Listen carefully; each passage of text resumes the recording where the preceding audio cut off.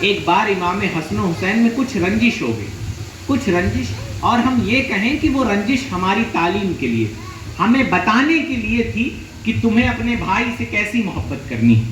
تو جب کچھ رنجش ہوئی تو لوگ امام حسین کے پاس آئے اور کہا کہ آپ چھوٹے ہیں، آپ صلح کر لیجیے، آپ معافی مانگ لیجیے۔ اسی میں سے انہی صحابہ میں سے ایک کسی صحابی نے کہا کہ آپ نے اپنے نانا کی حدیث، آپ کے نانا نے فرمایا کہ جو صلح پہلے کرے گا وہ جنت میں پہلے جائے گا، جو صلح کے لیے ہاتھ بڑھائے گا وہ جنت میں پہلے جائے گا۔ امام حسین نے فرمایا بس اسی فرمان نے مجھے امام حسن سے معافی مانگنے سے روک رکھا، میں یہ کیسے برداشت کر سکتا ہوں کہ اپنے بڑے بھائی سے پہلے میں جنت میں چلا جاؤں۔ اتنی محبت، آخرت کو لے کر فکر۔ وہ اپنے بھائیوں سے صرف دنیا کی محبت نہیں کرتے، وہ آخرت والی محبت کرتے۔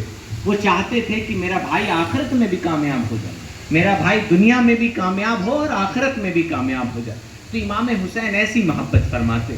تو آپ اپنے بچوں کو دین کے نام پہ کبھی کھیل تماشا مت سکھائیں۔ دین اسلام میں کھیل تماشے کے لیے کوئی جگہ نہیں، کوئی جگہ نہیں دین اسلام کے اندر۔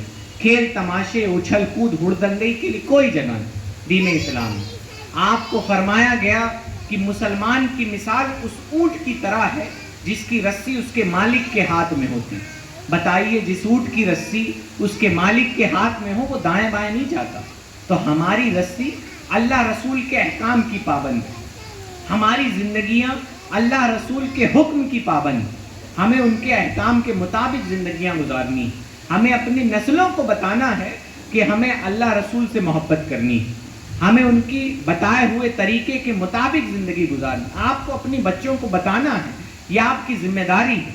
اور آج ہم بتائیں کہ آج ہم یہ محفل سجا کے بیٹھ گئے، بڑی مبارکباد کے لائق ہیں، میری دعائیں ہیں ان کے لیے جنہوں نے جس بھی طرح سے اس محفل کے سجانے میں حصہ لیا۔ اللہ تعالیٰ ان کے بازوؤں میں مزید طاقت عطا فرمائے، مزید نیک کام کرنے کی توفیق عطا فرمائے، مزید اچھی محفلیں اچھی نیتوں کے ساتھ سجانے کی توفیق عطا فرمائے۔ میں آپ کو بتاؤں، کبھی میری آپ کو نہیں ہم کہہ رہے، لیکن آپ عام طور پہ ہمارے گھروں میں آپ خود کبھی اپنے بچوں کو بیٹھا کے ان کے ساتھ درود پاک پڑھتے ہیں؟ کبھی پڑھتے ہیں؟ آپ بتائیں۔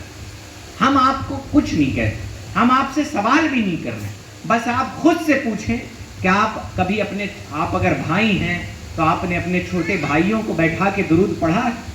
آپ اگر باپ ہیں تو آپ نے اپنے بچے کو، اپنی بیوی کو، اپنی ماں کو بیٹھا کے کبھی درود پڑھا ہے کہ چلو بیٹا آج درود پاک پڑھ لیتے؟ کبھی آپ نے درود پاک پڑھا؟ کبھی ہم نے درود پاک پڑھنے چلے؟ میلاد کے لیے عالم کو بلانا پڑتا ہے، تقریر کرانی پڑتی ہے، اہتمام، اس کے لیے کس اہتمام کی ضرورت؟ ہم اپنے رسول تو پڑھ سکتے، اپنے بچے بیٹھے 3 سیکنڈ میں ایک بار درود پڑھا جا سکتا ہے۔ آپ 3 سیکنڈ میں ایک بار درود، 1 منٹ میں 10-12 بار تو درود آرام سے پڑھ لیں، لیکن ہم درود نہیں پڑھتے۔ فرمایا گیا کہ اہل سنت کی نشانی ہے کہ وہ اپنے رسول پر کثرت سے درود و سلام پڑھتے، لیکن ہم اپنے بچوں کے ساتھ درود و سلام نہیں